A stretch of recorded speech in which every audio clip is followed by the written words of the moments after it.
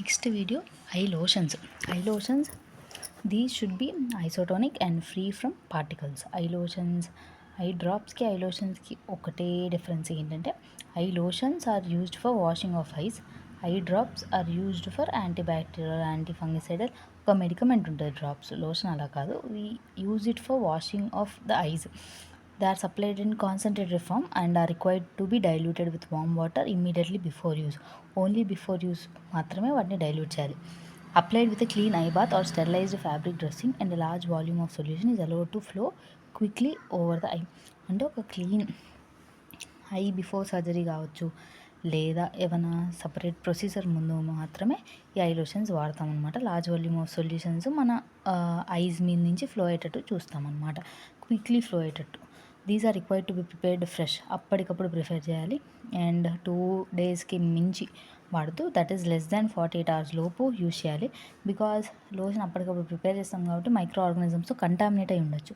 జనరల్గా ఐ లోషన్స్కి drugs prepare చేయడానికి యూజ్ చేసే drugs sodium chloride, bicarbonate, boric acid, borax or zinc sulphate. ఇవి నార్మల్గా eye solutions or eye lotions use చేయడానికి యూజ్ చేసే డ్రగ్స్. ఫార్ములేషన్ ఇందాక చెప్పినట్టు షుడ్ బి స్టెరైల్. ఏ ఐ లోషన్స్ ఏ ఆప్థాల్మిక్ ప్రొడక్ట్స్ అన్నా should be sterile, should be isoosmotic. ఎందుకంటే లార్జ్ వాల్యూమ్స్ వాడతాం కాబట్టి మే కాజ్ ఇరిటేషన్.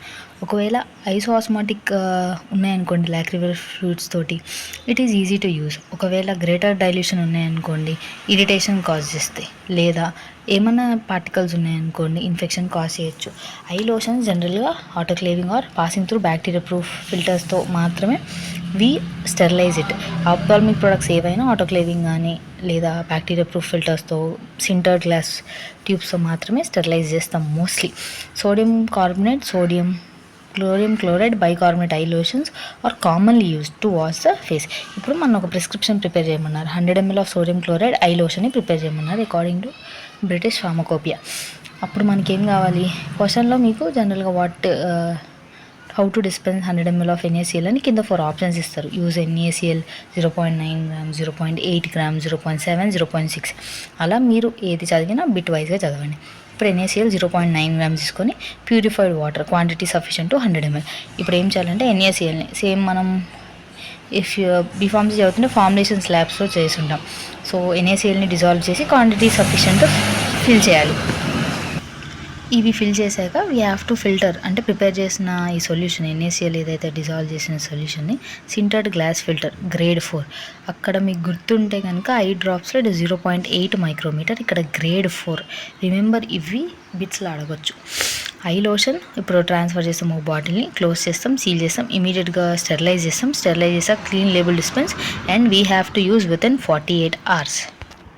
ఇంకొక prescription, how to prepare 100 ml of sodium bicarbonate. అంటే ఎంత గ్రామ్ సోడియం బైకార్బోనేట్ యూస్ చేస్తే మనకి 100 ml of sodium bicarbonate eye lotion form అవుతుంది. సోడియం బైకార్బోనేట్ 3.5 grams తీసుకోవాలి.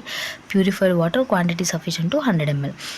Same as it is dissolve bicarbonate in purified water quantity sufficient చేస్తాం.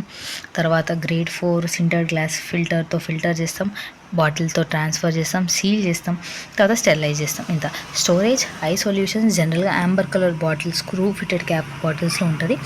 Containers must label చేయాలి for external use only and avoid contamination during use and discard if any unused. ఇవి maximum indications ఉండాలి after 24 hours.